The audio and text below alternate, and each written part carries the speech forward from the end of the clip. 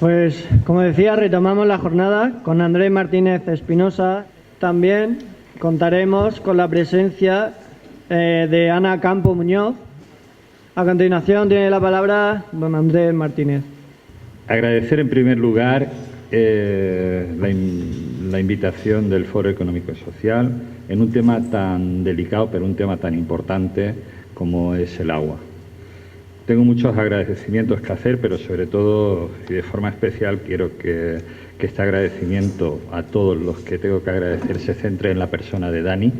Gracias, Dani, porque creo que te lo has currado y creo que es bueno que un villenero pues, nos coordine para hablar de un tema tan importante como es el agua.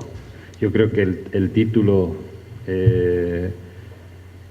viene bien, creo que es acertado. El agua, un tesoro, y como tal tesoro, pues creo que lo tenemos que conservar, preservar y mantener a lo largo del tiempo. Yo creo que decir que el agua está en el ADN de los villeneros no es mentir. Tal es así que en nuestro propio escudo pues viene reflejado en ese puente de los cristales o de los espejos, no sé muy bien porque se le confunde a veces el nombre, que tenemos reflejado en el escudo del Concejo de Elche, del Concejo de la ciudad de Villena. También en el escudo actual pues viene reflejado por esos dos peces en el centro de nuestro escudo, que reflejaría pues un poco la laguna de Villena y en general el agua.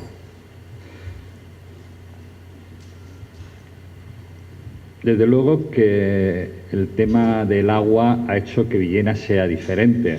Así ya lo recogía como muestra histórica el infante don Juan Manuel en el libro de la caza, afirmando que fue uno de los lugares que más riqueza cinegética y más riqueza medioambiental al final pues había. Garzas, ánade, grulla, flamencos, en una gran laguna de agua salada. Perdices, codornices, liebres y conejos, ciebros, carvas, montesas y jabalíes.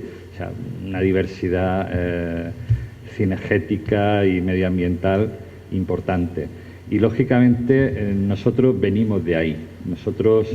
Esa es nuestra historia y esa es la que tenemos que preservar. Yo simplemente me voy a limitar a hablar hasta hace unos años. Luego ya la continuación de mi intervención, lógicamente mejorando con creces la mía, será la de Vicente Richard, que nos hablará del presente y del futuro. Con lo cual, hablando del origen del regadío en Villena, pues lógicamente nos tendremos que remontar a la época de los musulmanes, que son los grandes maestros del regadío, los que van a hacer que esas aguas que emanaban a lo largo de esos manantiales pues se recondujeran y pudieran hacer fértiles nuestra tierra. Eso se va desarrollando ya en época cristiana a lo largo de la Edad Media. Lógicamente, la zona de riego en la ciudad de Villena pues se forma en los aledaños de la ciudad, que es donde se tenían los principales manantiales. De ahí que los orígenes de nuestro regadío, los orígenes de nuestras comunidades de regantes, pues están en lo que es hoy la Huerta y Partidas, que ya en sus inicios utilizaba los 5 grandes hilos, que son los que históricamente ha venido utilizando esta comunidad, que son los del hilo del Rey, el hilo del Olmillo, el hilo del Abad, el hilo del Despeñador y el hilo de la Condomina. Creo que la mayoría lo sabéis, pero para hacer la aclaración, ¿qué es un hilo? Un hilo es una medida de agua que se utiliza en exclusiva en Villena y que tiene aproximadamente unos 100 metros cúbicos, o sea, unos 30 litros por segundo. Y era la medida de agua, pues por esta acequia pasaba un hilo, 2 hilos, hasta todos los hilos que se tenían que necesitar para hacer el regadío. Lógicamente esto necesita que si se está utilizando algo en común, pues que se vaya aglutinando en torno a lo que hoy conocemos las comunidades de regantes, y en ese momento pues ya empieza hasta en el 1491 lo que sería el control de las acequias. La forma de controlar las acequias pues era una forma de controlar y de gestionar en ese momento el regadío. Entonces ya en 1491 ya está documentado que un impuesto del acequiaje. ¿En qué consistía el acequiaje? Pues en pagar un celemín en grano de la especie sembrada en cada uno de los bancales. Sabéis bien que el celemín es una especie de cajón pequeño que es el que se utilizaba como referencia para el pago del impuesto. Ya en el siglo XVII existe la figura del juez de aguas, que es la figura que va a hacer que se vayan cumpliendo las normas que se van marcando para el uso común de esas aguas. Sobre el tema del juez de aguas es curioso porque al principio se cambiaba todos los meses. Esto parece ser que era bastante convulso. Al final pues recae en la figura del alcalde de la ciudad. O sea, el alcalde de la ciudad era el que ostentaba el cargo del juez de aguas. Curiosamente, aquí desaparece, seguramente por la implantación ya moderna de las nuevas comunidades de regantes, pero el juez de aguas es una figura que vamos a encontrar todavía a día de hoy en comunidades de regantes de la Vega Baja. Es característico encontrar el juez de aguas de Orihuela, de Callosa. Curiosamente ayer teníamos una reunión de la Federación Valenciana y saludé a varios jueces de agua que se siguen manteniendo, y curiosamente en algunas ciudades todavía se sigue manteniendo la figura del juez de aguas, el alcalde, ya muy pocas, concretamente yo la única que conozco es Guardamar. Se sigue manteniendo de que el juez de aguas siga siendo el alcalde de la ciudad. Y ya entramos en lo que ha sido históricamente la comunidad de regantes en Villena. Es la comunidad de regantes de Huerta y Partidas. El 10 de mayo del 1726, en tiempos de Felipe V, se aprueban las primeras ordenanzas de agua para la Huerta y Partidas. Ahora veremos en la diapositiva siguiente, veremos los documentos gráficos, pero aquí, con permiso de su presidente, de Paco, el presidente de Huerta y Partidas, creo que es bueno que, si tenéis un mínimo de interés, os deis una vuelta por sus instalaciones, y merece la pena ver estos documentos gráficos de nuestra historia. Es curioso que en estas primeras ordenanzas de 1726 aparecía algo curioso, que es que incorpora las funciones del juez de agua, que lógicamente pues ya se ha dado un paso, y dice literalmente que no es posible que los riegos se realicen ni por los dueños de las tierras ni por sus criados. O sea, que entonces se delega la cuestión del riego para la buena gestión, se delega en la figura de la comunidad de regantes que en este momento el rey Felipe V acababa de aprobar sus ordenanzas. Digamos, esto sería lo que es una comunidad de regantes histórica, y ya en el 1915 son aprobadas las ordenanzas de esta comunidad de regantes, que ya convertirían en una comunidad de regantes en principio moderna. Como antes comentaba, estos son parte de los documentos que existen. Creo que merece la pena visitarlos, comprobarlos, y que el amigo Vicente pues que gustosamente os lo explicará, y la verdad que merece la pena ver y poder incluso hasta tocar, aunque supongo que hay que llevar mucho cuidado, documentos de más de 300 años de nuestra historia que están ahí, que no es que los veamos en una fotografía como ahora, sino que están ahí. Nuestra historia está viva. También, lógicamente, una comunidad de regantes como Huerta pues tiene implicación no solo en lo que es la parte de Huerta, sino también tiene implicaciones en lo que es la parte de la ciudad, y también en este archivo pues se pueden encontrar documentos como el que aparece aquí en la diapositiva de la remodelación de la plaza de la Plaza Mayor, ¿no? Donde pues pasan canalizaciones. Lógicamente esto tiene que ver con el tema de los manantiales que habían en esa plaza y con las canalizaciones que se habían ido excavando para hacer llegar el agua desde donde emanaba hasta la zona de Huerta. Bien, aquí ya tenemos hasta aquí un poco la comunidad más histórica en Villena, que es la comunidad de regantes de Huerta y Partidas. Y ahora os voy a hablar un poquito de la otra entidad más importante o la comunidad de regantes más importante de nuestro término municipal, que es la comunidad de regantes de Villena, y cuyo historia pues la tenemos en su origen en lo que sería la desecación de la laguna de Villena. La laguna de Villena tiene su primer intento de desecación en el 1760, pero se desestima en el 1761 por el Consejo de Estado. ¿Por qué el Consejo de Estado dice que no? Pues por la presión, esto del agua, como se generan alrededor del agua, y creo que nadie de los que estamos aquí lo desconocemos, pues el tema del agua, en torno al tema del agua hay una serie de intereses, muchos de ellos intereses económicos, que van a hacer que se actúe en una o en otra dirección.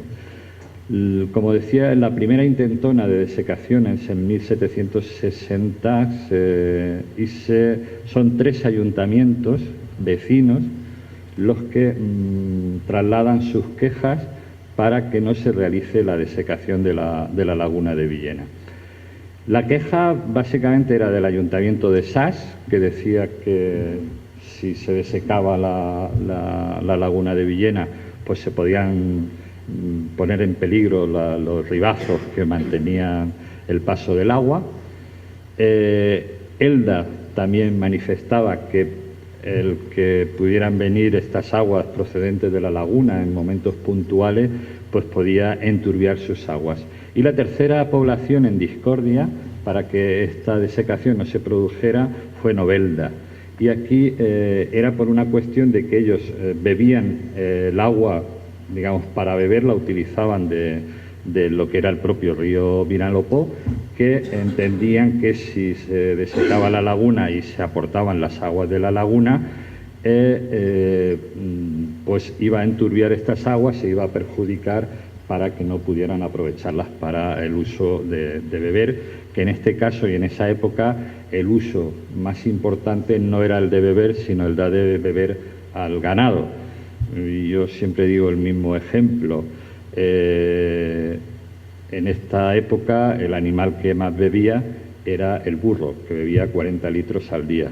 El hombre en ese momento pues no tenía nada que ver con las cifras que nos ha dado Juanjo, María, con esos 250, en esa época eran solo 5 litros. Con lo cual, en este momento, si hacemos la multiplicación, nos quedamos en 250 y 50 que gaste el burro, pues somos 5 veces burros ahora. Pero bueno, los números de la demanda cambian. Bebemos lo mismo, pero en ese momento no se ponían lavadoras, no nos duchábamos tanto, en fin, una serie de necesidades que se han ido generando a lo largo de la historia. En 1795, en tiempos de Carlos IV, se aprueba el que vaya un ingeniero de la corte a estudiar el tema, y se desplaza a Villena. Primero pues se desplaza este ingeniero, que es el que luego realizará el proyecto, Juan de Villanueva, ve los pros y los contras. Incluso pues una de las cuestiones que se valora son todas las quejas que habían puesto las poblaciones que antes he comentado. Al final, el 23 de abril de 1803, por una real orden de Carlos IV, pues se aprueba la desecación de la laguna de Villena con un coste de 1.444.000 reales y afectando una superficie aproximadamente de unos 1.500 hectáreas. Aquí llama la atención de que son reales pagados por la Tesorería de Rentas de Murcia. En ese momento Villena formaba parte de la provincia de Murcia. Yo quiero hacer un inciso el por qué se deseca la laguna de Villena. No quiero hacer ninguna defensa ni a favor ni en contra, simplemente, y aquí me sumo a las palabras de Juanjo, que cada momento histórico pues se toman las decisiones que se entienden más acertadas. Y en ese momento pues algo que afectaba a nuestra población en esa zona concretamente, pues eran todas las enfermedades endémicas, el paludismo, las fiebres amarillas, o sea, todo esto, todas las enfermedades en torno a las zonas palustres, como era la realidad. De esto hay constancia científica a día de hoy. Yo no sé si habéis tenido ocasión, pero a poco que se escarbe, a poco que se haga una zanja en la laguna, en los terrenos de la laguna, pues van a apareceros unas conchitas, o sea, como unas caracolas. Eso se ve fácilmente cuando se hace cualquier... Pues se ha certificado que esas caracolas eran los huéspedes que transmitían las enfermedades pues del paludismo, las fiebres amarillas. O sea, eran los huéspedes que en años de sequía pues se quedaba prácticamente, a lo mejor no era un barro, pero esas caracolas vivían, y cuando volvía otra vez la vida y aparecía el agua, aparecía la caracola, aparecía el mosquito, pues lógicamente ese mosquito era el que trasladaba. Eso por una parte, y esa es la realidad de ese momento. También es verdad que había una realidad, es que había una serie de colonos que van a hacer uso agrícola de una superficie que se deseca. También es verdad que había una necesidad histórica, que igual que teníamos tres poblaciones en contra de que no se desecara, había una población que históricamente había estado junto a Villena, empujando a Villena, junto al concejo, que era el concejo de Elche. Ese concejo de Elche, pues históricamente necesitaba agua, porque ellos solo vivían de las aguas sobrantes, que no usaba Sar, Novelda o Elda, y las que le llegaban eran las que le llegaban. Entonces, la necesidad de tener más disponibilidad de caudales hace que también apoyen para que esa desecación se realice.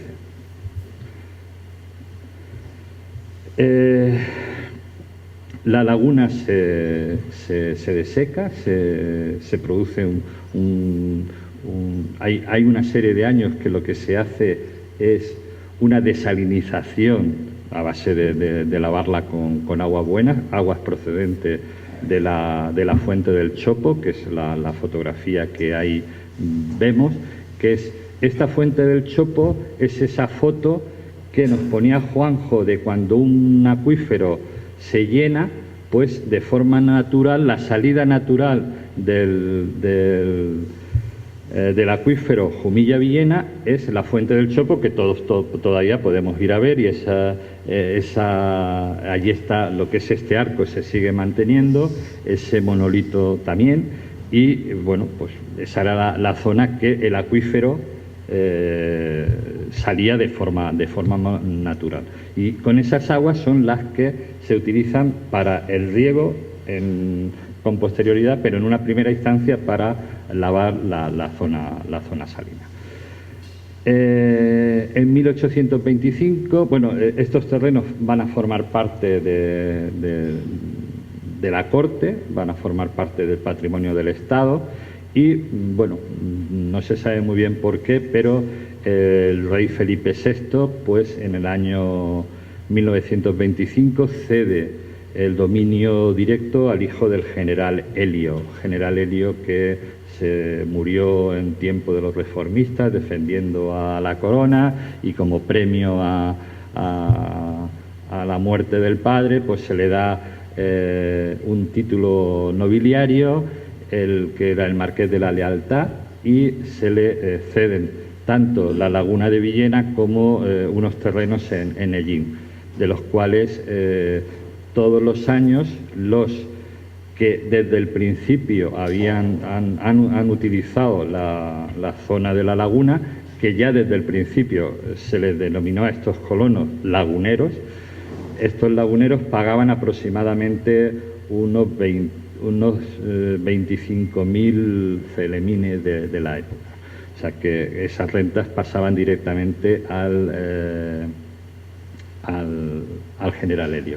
Hasta que llegó un villenero, que es Joaquín María López, que aprovechó su influencia en las Cortes para que estos terrenos que eran propiedad privada pasaron otra vez a la Corte.